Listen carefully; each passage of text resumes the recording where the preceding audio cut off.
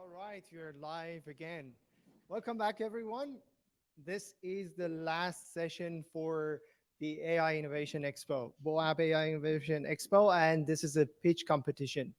We're going to have six fantastic AI scale ups across Australia pitching to win um, a really good prize, which I don't have it here, but it's definitely very significant cash prize here. And we got our awesome panelists and judges again. Um, Dr. Katrina Valles from BOAB and Ethical AI, Natalie Piuco from Google, and Greg Cameron from the University of Melbourne. Thank you for joining us here. And also, we are going to have a People Choice Award, which will be announced at the end of the session. But this is up to our audience to pick the best that we need to vote on this. So just make sure that you're going to um, be with us up to the end and vote for the best AI scale up. So first up, I would like to welcome Eamon Barrett, a partner at Remyai and integrated supply chain and logistics.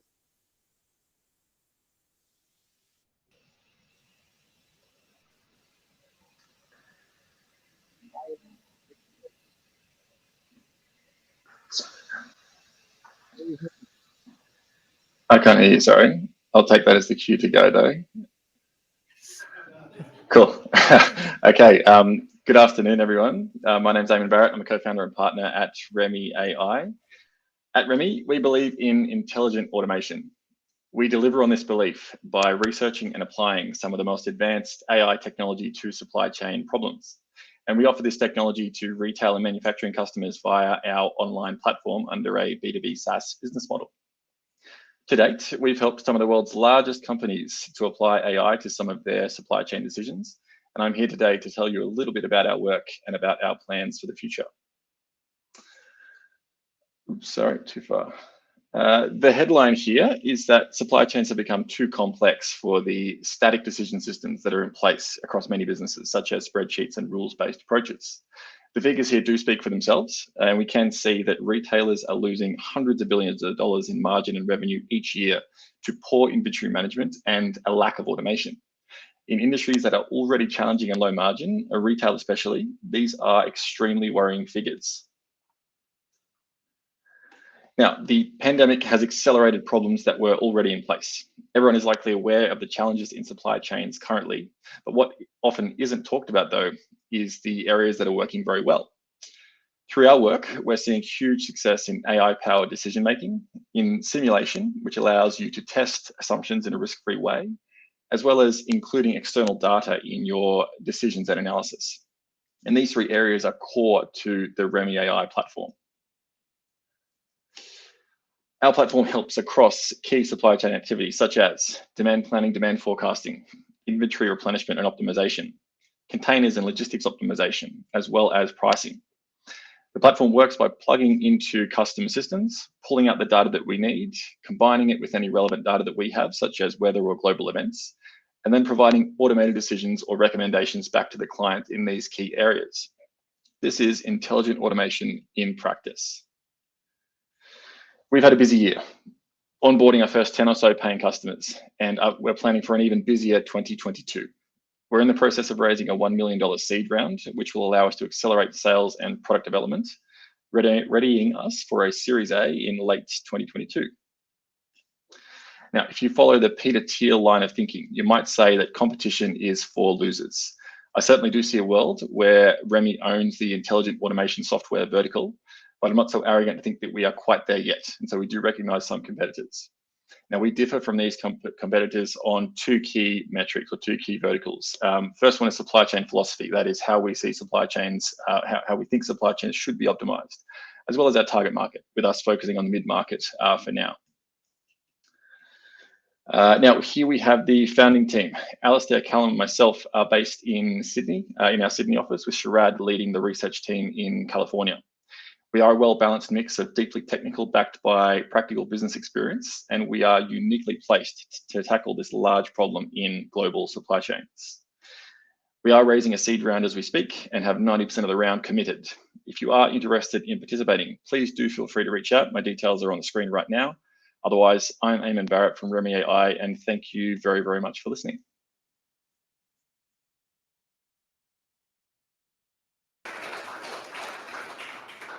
Awesome. Thanks, Eamon. Hopefully you can hear me now.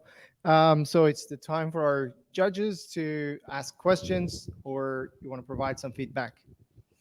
Eamon, great to see you. Great presentation as always. I'd like you to share, please, with the audience what your global expansion plans currently are and what you hope to do. Yeah, absolutely. So we already have customers in US, UK, and Australia. So about 50% of our business comes from outside Australia already. And in 2022, we plan to really accelerate into the US market. So we have 3 key customers there right now. We have a customer who has approached us about becoming a reseller over there in the US market to in their local manufacturing industry. And so we've got a couple of these things that are developing, which are only going to allow us to accelerate sales in that area. So we've got plans to hire a sales engineer. We need to hire an account manager / SDR who will likely be located in the US. And I'm planning to spend a lot of time over there myself next year. So just to, I guess, summarize, it's all about the US for us in 2022. Eamon, great presentation. Just extending on from that discussion of growth, you're asking for a defined amount of money. Where do you think you need to invest that, given that you've got a chart there with a lot of ticks against crosses on your competition? Because it looks visually like you're dominating the world. Well, we are, absolutely. That's the key takeaway there. No, so the $1 million that we're raising will sort of be split between 2 key areas. So as an early stage startup, we do 2 things really. We build a great product and we sell it. So that's essentially where we're going to spend the money. So product development and sales and marketing. On the product side, we need to bolster our data science capability so that we can continue to progress our R&D, the R&D side of the business, which is a key competitive advantage, I suppose, for startups of our size. We need to hire a front-end engineer because we have such a long product vision and such a long list of features that our front-end development is a key bottleneck for us right now. And as I said, we also need to hire a sales engineer who will likely be more of an engineer than a salesperson. And they will be helping us to remove bottlenecks around onboarding. So that's on the product side.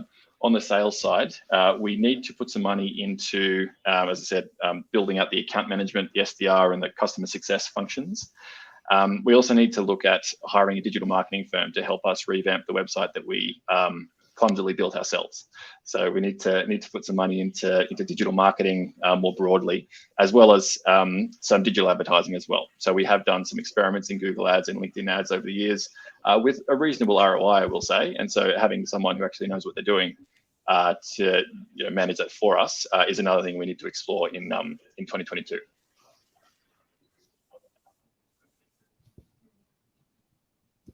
Thank you, Eamon. My final question is, so these logistics or supply chains tools typically don't exist in an ecosystem of enterprise software and need to be integrated with other systems so to work and to stick. So what is the API experience? What is the integration experience like for the potential organizations buying this, and how well can they glue their systems with yours?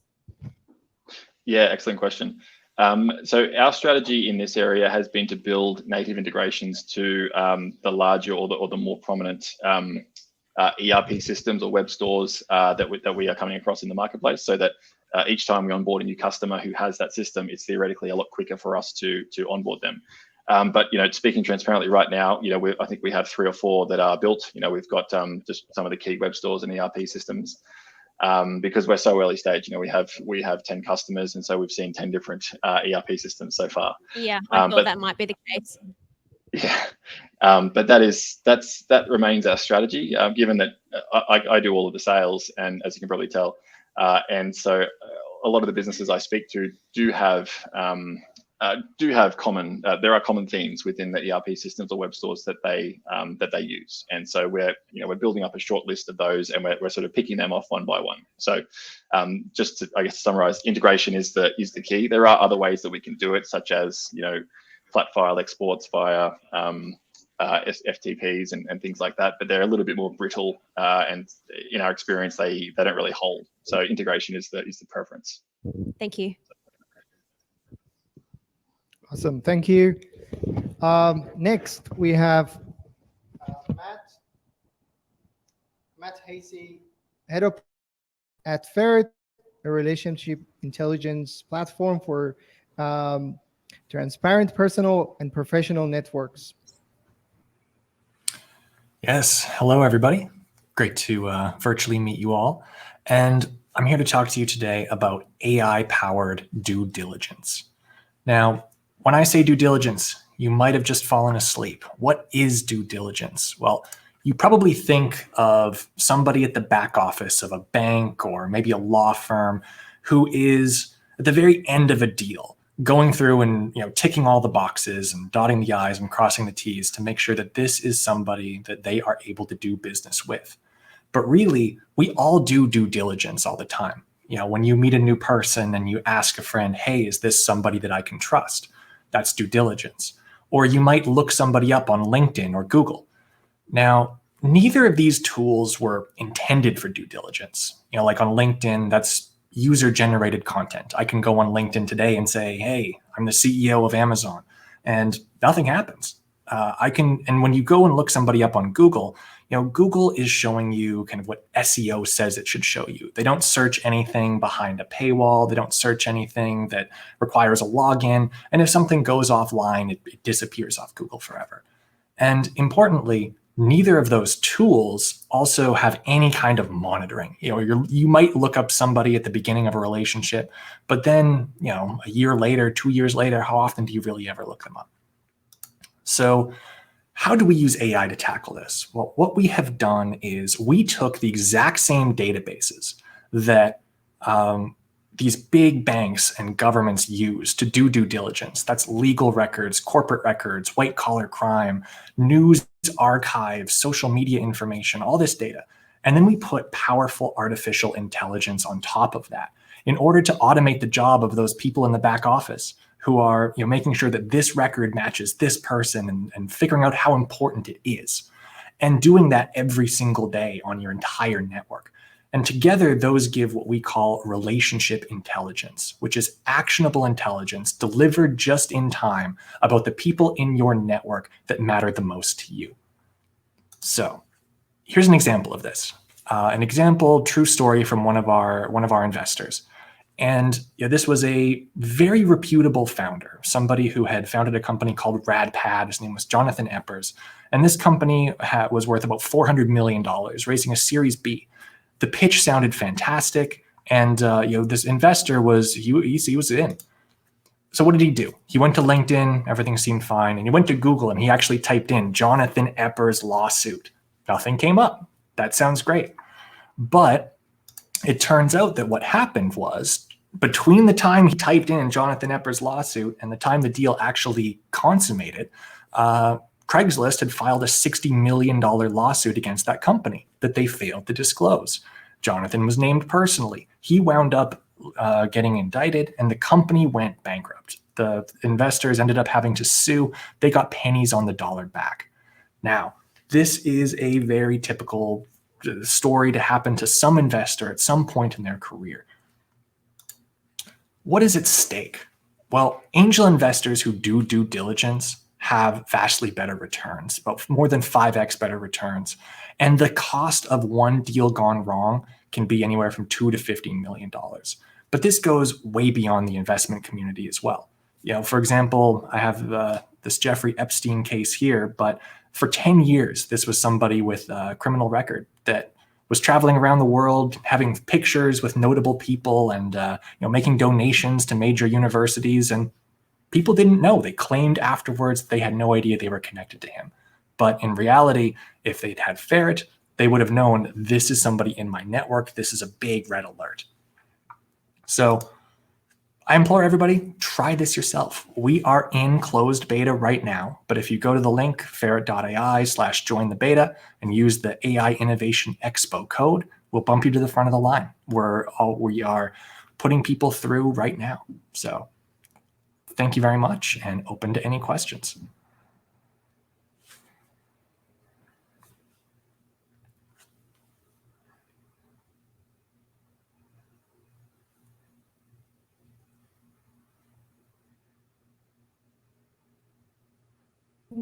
What I would like to learn more about, we won't be able to get into this today, is what are the parameters that you use to define what is trust? And I think that is really critical to understand. I give you an example. I was recently working with a very large European bank, and I was helping them describe what a hacker typically looked like for a risk assurance part of the business, very large global business. And the way they described a hacker was not necessarily inclusive of what all sorts of hackers could look like. So the reason I ask you this is I think it's just important to understand the feature engineering that goes into defining what classes, or what are the parameters that define someone as being trustworthy or, say, untrustworthy. I think that's what I would like to understand a little bit more. But overall, I think if we had this tool, it would shortcut a lot of conversations. But yeah, that's what I'm interested to learn about. Absolutely. Thanks, Matt. Super useful tool. And I, at some stage, would be interested in knowing your competitive set. Yes, Matt. It sounded to me sort of like AI and steroids for credit bureaus that a lot of financial institutions have been using today. So I think one of the comments I would make is how you plan to get growth, given that there's a high dependency on the core underlying data sources and the natural tendencies for banks and other services to try and, apply this technology in this vein. So, what options you have for collaboration for that growth. But great concept. Great. All right. Thank you very much, everyone. Next, we have Sian Parani, Marketing and Growth Manager of PI Exchange, a data wrangling and AI-driven model production platform.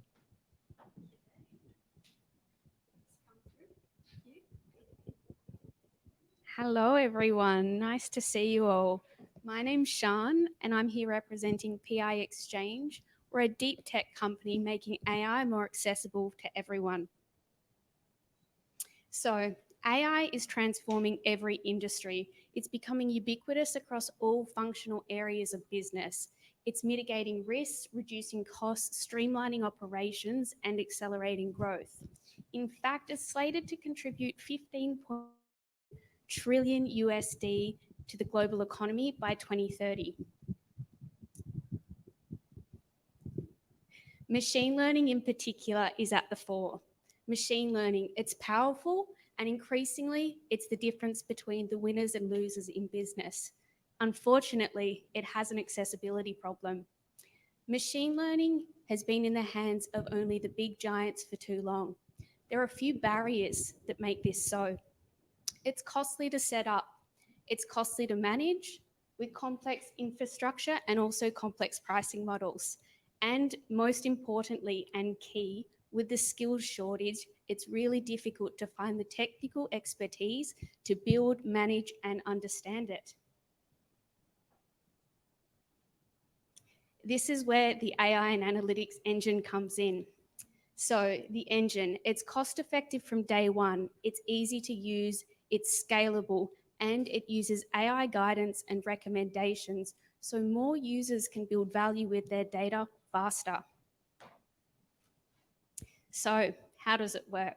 Well, think of the engine like your virtual data scientist, holding your hand, taking you through the data preparation stages, all the way through feature engineering, model selection, and of course, deployment. This means that you can consume your insights in minutes, not weeks. This is all based off our smart recommendation system. So what's the total available market for this? Well, the AI software market is at 87.5 billion. Now, where we sit is the AI application development and deployment software market. This is at 9 billion, and as you can see, it's growing.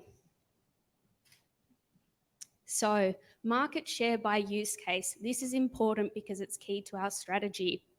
Across verticals, AI is becoming ubiquitous. We look to serve all verticals as an AI and data science enabler, meaning whether you're in logistics, whether you're in manufacturing, whether you're in supply chain or retail, we can help you build value from your data. What are some real life applications of this? Well, I plum picked a few for you. So we are enabling enterprise business users to access machine learning. What this does is it puts the power of ML into the hands of those with domain knowledge. We're also helping researchers experiment faster by facilitating and streamlining their data science processes. And importantly, we're helping the burgeoning entrepreneurial market by giving them access to an end-to-end machine learning platform so they can provide AI-enhanced apps for the growing user base. To realize this AI opportunity and the dynamic in market, we've got a SaaS pricing structure servicing individual, team, business, and enterprise. We also offer adjacent AI services. We do this because it's important to understand everyone's at a different stage of their AI maturity. Our team are deeply committed to make AI accessible and even more so in helping fuel innovation. We ask of you today, are you interested in helping us? If you are, please get in touch. Thank you for your time.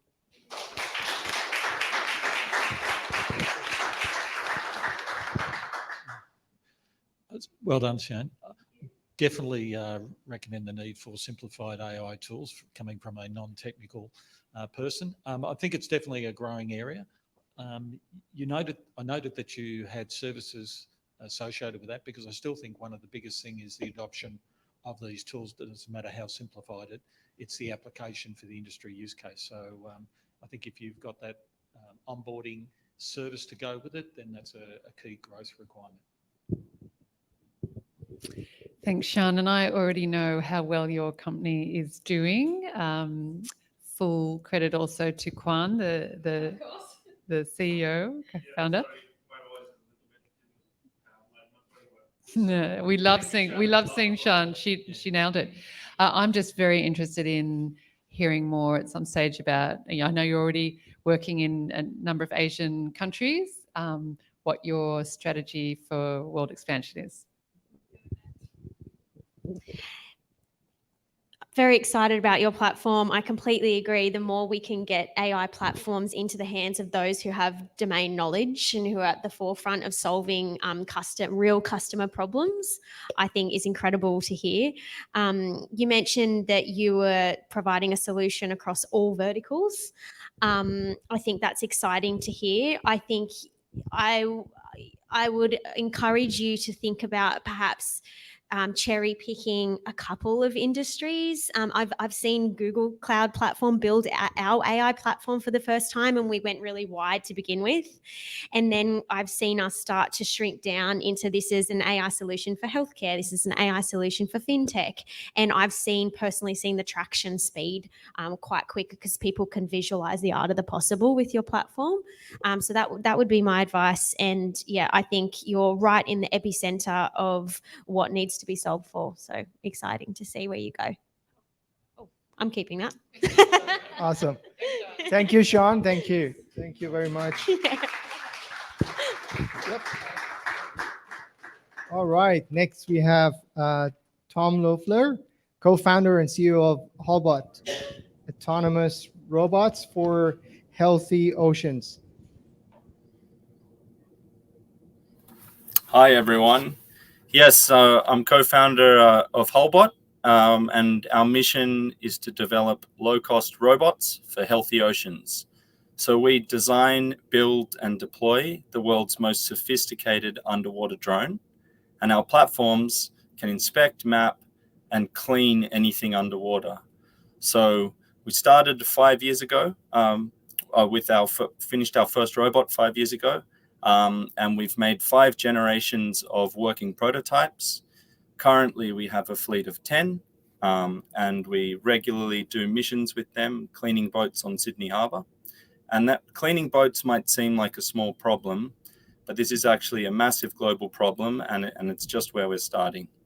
So as soon as a boat's put in the water, stuff starts to grow on the hull, and this occurs immediately. And even very low levels of fouling cause significant drag penalties, cause the boat to slow down, and they cause it to use more fuel and to be inefficient through the water. And this occurs rapidly even before you get to your traditional problems of barnacles and shells and mollusks. And those more complex marine organisms can only attach when there is slime or a lower level. So the main way this is dealt with is with anti-fouling paints, and anti-fouling paints don't work. So every boat in the world is lifted out of the water. For yachts, that's once a year, ships every couple of years, and they're painted with a toxic paint that comes off into the water around the hull and indiscriminately kills organisms, and they're being banned in many parts of the world. It's also very expensive, and it's ineffective when you still get slime and organisms growing all over the hull straight away.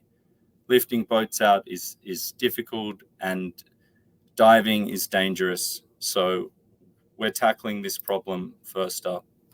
So all hulls require cleaning, but our launch market is recreational hulls. There are 12 million recreational hulls that are stored on the water that are cleaned by divers and lifted out of the water and repainted every year. And this can cost, for boats that we're targeting, $10,000 per year. For larger vessels, it's obviously much more. So even in the recreational space, there's $13 billion spent maintaining hulls every year, and much larger in other sectors, which I'll come to in a moment. So our solution is to develop an autonomous underwater robot, which can go in the water and clean the hull of every boat once a day. So this is one of our 5th gen robots, which can lower from a pod, find its way around the hull using AI, machine learning, and computer vision, clean the whole wetted surface of the hull, doing a 50-foot yacht in 15 minutes, and then retracts into its pod and recharges. And by doing that, we deliver a clean hull always. So this is the most sustainable way to keep a boat clean, ending the reliance on toxic paints, saving people money compared to what they're doing currently, and giving the best possible performance through the water with zero drag because the hull is always clean.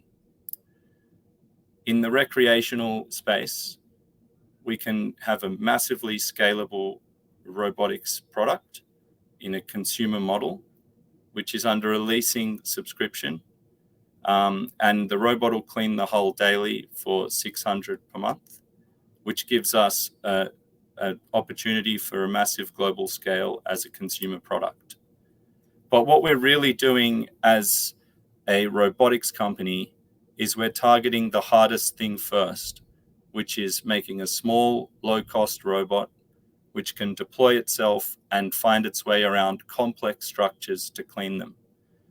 So by doing hulls first, we develop our software, our data, and our hardware in order to make an autonomous underwater platform. We already have most of the tech stack for multiple other applications, and we actively trial them every day. And by moving through a platform architecture, we can unlock many different applications for drones in the ocean in a similar way to drones forming a platform for many other businesses and many other verticals in the air. And it goes without saying that this unique technology has many applications. So to start with, there's a $7.5 billion global subsea robotics industry, which uses old technology to do things in harsh environments at great depths. But there's very little that is low cost and operates in shallow water, which is where we're starting off. There is an immense need for cleaning and inspection and 4D survey in the offshore industry. Aquaculture is another area that we're really interested in. We have defense applications, as you might imagine. And of course, yes, we're starting with yachts, and then we're going to clean and inspect ships and provide a whole autonomous hull maintenance and asset inspection and protection platform using our autonomous underwater drones.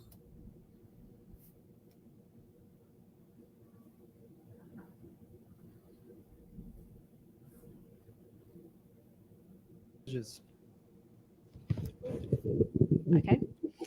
Thank you very much, Tom.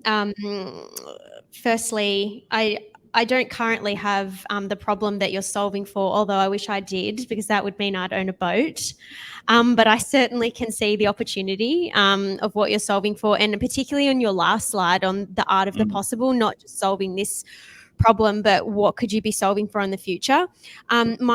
My question, or statement rather, because I know we can't ask questions, is what is your servicing model? And the reason why I ask that is because you're obviously putting hardware into the universe, and selling the hardware is just the first step of probably a very long-term journey with the customer.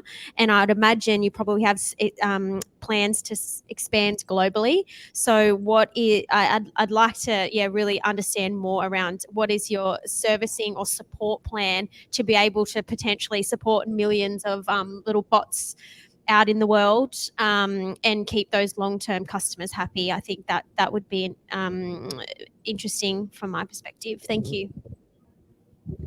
Hey, Thanks. Tom, we are so proud to have you in the BOAB team. So awesome. I'm very interested. I know you're starting with robots, and I love that it's robotics, but I'm so aware that you guys are building software and building data that is purpose-driven, that you'll be learning about things in the ocean that need to be cleaned up. So super proud to have you as part of the BOAB team, and just can't wait to see how we can support you. Thank you very much. Thanks, Tom. I've got a boat, but I can wash it in 1 minute. So it's very small, very small. yeah, maximum 2 people. I can't confirm or deny that. Look, I think it's a great vision you've got.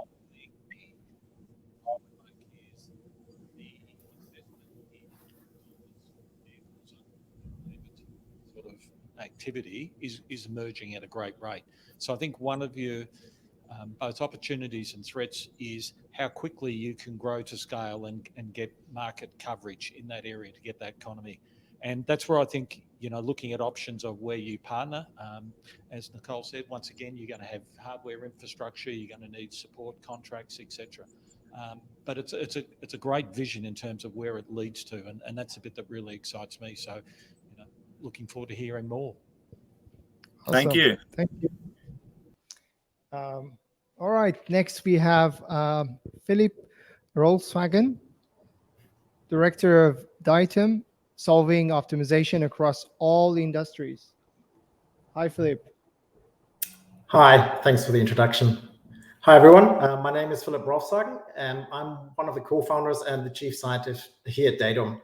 At Datum, we're all about helping companies make better decisions. And we are at the forefront of the current wave of AI adoption, growing rapidly with customers in industries including childcare, healthcare, and utilities. Companies tackle complex problems all the time. Who works when, what inventory to hold, how much to produce, or where to purchase ingredients. The essential issue that we are tackling is that these highly complex problems are more often than not being solved manually. Staff members work very hard to intuitively come up with answers, usually via pen and paper or basic Excel models. And while people may become extremely skilled at this, the sheer complexity means they're fighting a never-ending battle, potentially leaving significant value on the table. Here are a couple of problems in 2 different industries that are still being solved manually for the most part. In childcare, rostering staff is incredibly complex due to different compliance requirements, fatigue management, and staff availability. This results in either costly overstaffing or serious compliance issues. In utilities, the variability of demand as well as regulatory requirements mean that many competing objectives must be met simultaneously, typically leading to significant capital unnecessarily tied up in stock. These are perfect use cases for Datum. We offer a cloud-based, AI-driven optimization platform that seamlessly integrates into existing IT systems to automatically generate optimized decisions at the click of a button. Datum's offer is unique in that one platform can be used to solve an unlimited number of different problems, all the while ensuring ease of use by allowing users to work within an environment they're already familiar with. So coming back to those 2 examples from earlier, we're currently working with a major provider in childcare and expect to be able to generate labor cost savings in the order of $7 million per annum. Similarly, one of our utilities customers is enjoying 2.3 million in freed up capital while still meeting demand and regulatory requirements. Datum was founded in 2017, and we now have a well-developed AI product with customers in 7 different industries. Our revenue is looking to double by the end of the year and is expected to double again before the end of the financial year. Our optimization technology is proprietary. We have a technical team of founders, each with a PhD in computer science or engineering, and with more than 100 academic publications to our names. To date, we've received government funding and raised a pre-seed and seed round with investors including Techstars, Right Click Capital, and now Boab and Artesian. And we're currently part of the Microsoft Scaleup and Co-Sale program. Datum is now in a growth period with an established best-in-class product and an array of customers with highly successful use cases. We're seeking early Series A interest for our fundraising effort, which is to launch next year. I'm Ferrel from Datum, and we are using the power of AI to help companies make better decisions. Thanks for your time, and I welcome any questions you might have. All right. Thank you, Philippe. Over to you, judges. Thank you for that, Philip. I think I'd be interested to understand whether you're developing industry solution focuses. You've mentioned childcare, utilities, etc., because once again, optimization, etc., is a very broad area. So putting that industry context for, I suppose, rapid uptake by targeted industries. Hey, Philip. And I would just love to share with the audience, I sat in on a sales pitch where Philip and his colleagues were presenting to one of the largest childcare companies, actually the largest childcare company in the country. And before the end of the meeting, it's the first time I've ever seen it, the buyer, the executive, just going, yep. When can we start? When can we start? So I know you've got a killer product. You've focused on a good target market or a couple of target markets, and you're doing really well. Absolutely encourage everyone listening to this to think about investing in this wonderful company. Thank you. Thank you. I think anytime you see an AI product that focuses on repeated decisions at scale, I think is a huge investable opportunity because it's limitless possibilities. My question was going to be, our statement was, who were those early adopters? And you'd mentioned there just then, Kat, it was a childcare company. And my perspective is, and you've kind of confirmed it a bit there, if you can get one conglomerate or one very large influential business on board and use that as a case study and then bounce from there.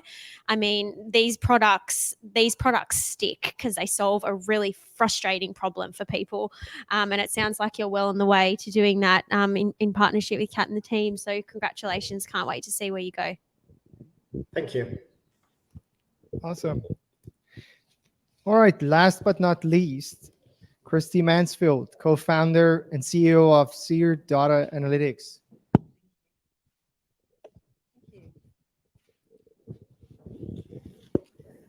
Hello, my name is Christy Mansfield. I'm the CEO and co-founder of Seer Data and Analytics. We empower communities with data, with decision making. Oh. It's going automatically.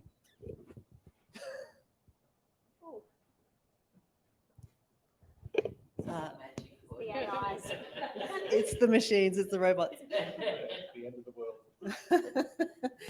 We empower communities with data for decision making. We're at 1 million in revenue. We've grown by 300% in the last 12 months, with key wins at the Department of Social Services. Our data sharing platform is enabling decisions in 30 local communities around Australia. There's a huge data divide between those organisations that have access to data and AI and those that don't. We're solving that problem by making data more accessible and easily usable for people who need it the most. We all know there's plenty of data that exists. It's just not available and accessible to those who are making decisions on the ground.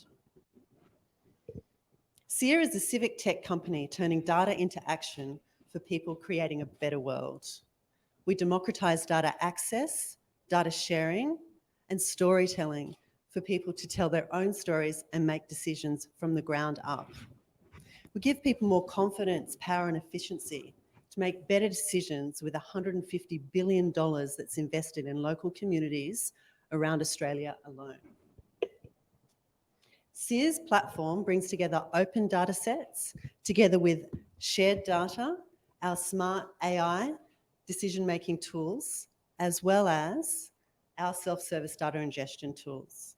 All of this together empowering communities to do data themselves so they don't have to pay millions in consultants. Bourke in Western New South Wales was once named the most dangerous place in the Western world. Today, SEER is automating data ingestion from 15 different contributors, the local schools, police, New South Wales government agencies of all kinds, federal agencies, not-for-profits, into a single place for decision making. The result is $3 million in savings in criminal justice costs from diverting young people from the criminal justice system, but also improved lives. Our rich data ecosystems are empowering decision-making in communities all across Australia, connecting people with places and organisations. High growth areas, Melbourne, Canberra, Bendigo, places in transition, we're working in Latrobe Valley, Gladstone, Cairns, to places where people want more control, Burnie, Logan and East Gippsland. These are just a few of the local opportunities available to us globally, and our platform is scalable into new markets. I'm proud of our team of 10. We're supported by our board, Deanne Weir, who is our chair, and also our investors and directors, Rod Johnson, and the Chief Data Scientist of New South Wales, Dr. Ian Opperman. This is a global problem. It's estimated at $5 trillion. Our work is scalable and we invite you to come with us. We'll be raising Series A in the next 6 months and with the help of BOAB to help us scale into North America and Europe. Thank you.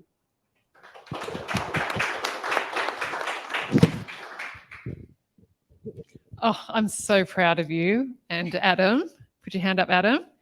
What an extraordinary story SEER has been, growing so quickly, but driven by the purpose that the two of you have to make the world a better place. It's extraordinary. And it's extraordinary that you're applying AI and data sharing, which is all the hot topics, to actually solve genuine on-the-ground social problems. I'm so proud of you, so proud that you're in BOAB, and can't wait to see you scale across the world. Thank you, Katrina. Thank you. Yeah, congratulations. It just reminded me of a project I was involved in about 2 years ago, and it didn't get up because of all of the political boundaries and constraints, even though data there existed. So it's great to see this sort of initiative helping achieve the social welfare outcomes. So I think it'll just fly. Thank you. Yeah, key for us is our data sharing agreements with government agencies to facilitate as an intermediary, and that's happened through DSS. Yeah, so just to echo fellow judges here, 300% growth. Your revenue is impressive. Amazing to see, you're really solving local Australian real issues to be solved for.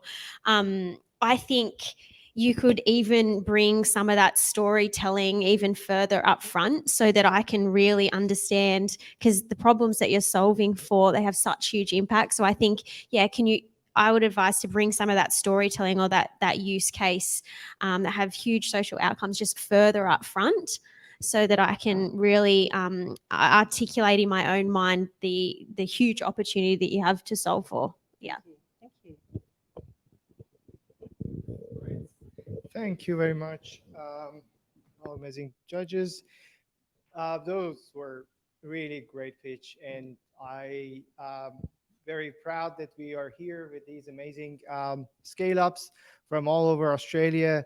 And also thank you to the judges, Greg, Katrina, and also Natalie, for giving us some of the great feedbacks, helping our scale-ups to know more about the challenges that they need to think about, and some of the questions that they will take it offline. And now it's back to our audience and also live audience to vote for their favorite scale-up. Please also go to the menti.com and scan the barcode to make sure that you can vote for your favorite scale up, and we will announce the winner very soon. The winner is going to get $1,000. This is really impressive. I definitely would love to see which one of these scale ups going to get this, and it will help you to scale. So yeah, let's. Thank you.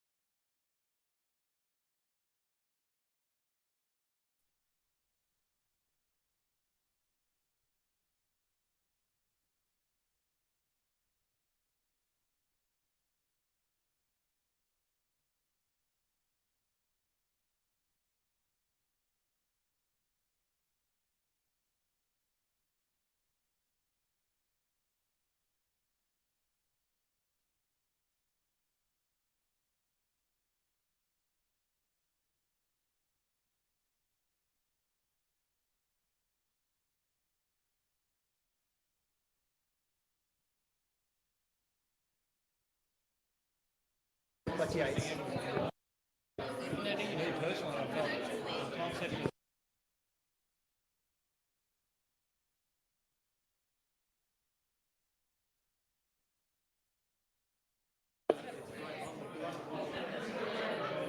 All right.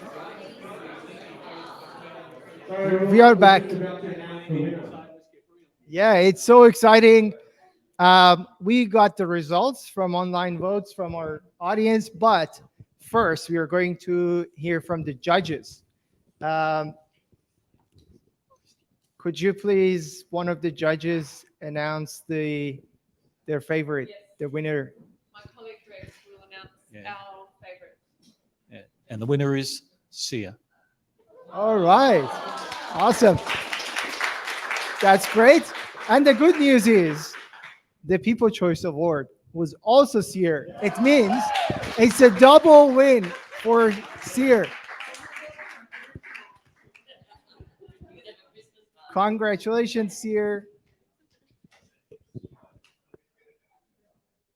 You will receive the prize later. You will receive the prize later from Boab AI. So, yes. Yes. So, all right.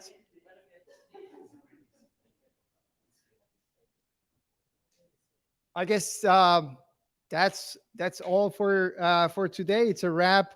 Thank you everyone for joining us. It was amazing to have you again. Also, thank you for sponsors and supporters, University of Melbourne, Launchvic, and also Artesian.